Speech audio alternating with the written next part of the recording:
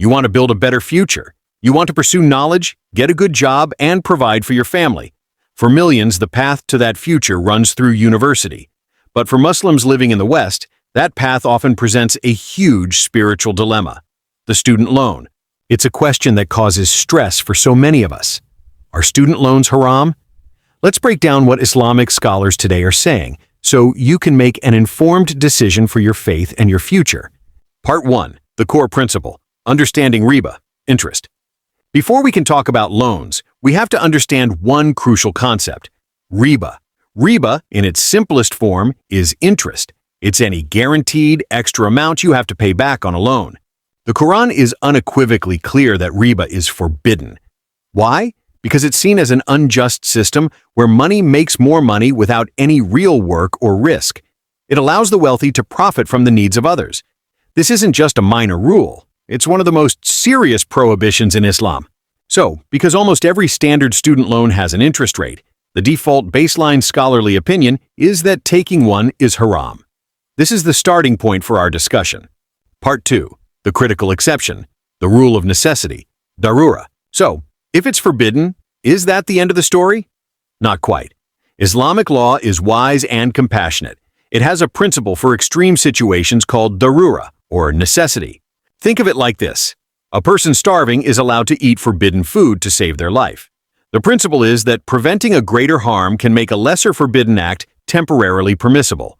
Many top Islamic scholars and councils in the West, like the Assembly of Muslim Jurists of America and the Fiqh Council of North America, have looked at our modern context. They argue that in many societies today, a university degree is no longer a luxury. It has become a necessity to get a dignified job, escape poverty, and build a stable life.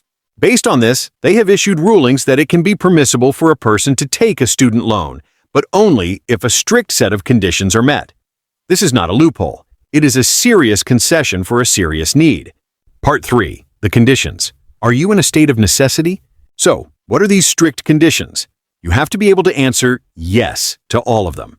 1. Have you exhausted all halal alternatives? This is the most important step. Have you applied for every possible scholarship, grant, and bursary you can find? 2. Have you sought help from family, friends, or your local mosque for an interest-free loan and been unsuccessful? 3. Is working to pay tuition not a realistic option? Will it cause you to fail your studies or take an unreasonable amount of time to graduate?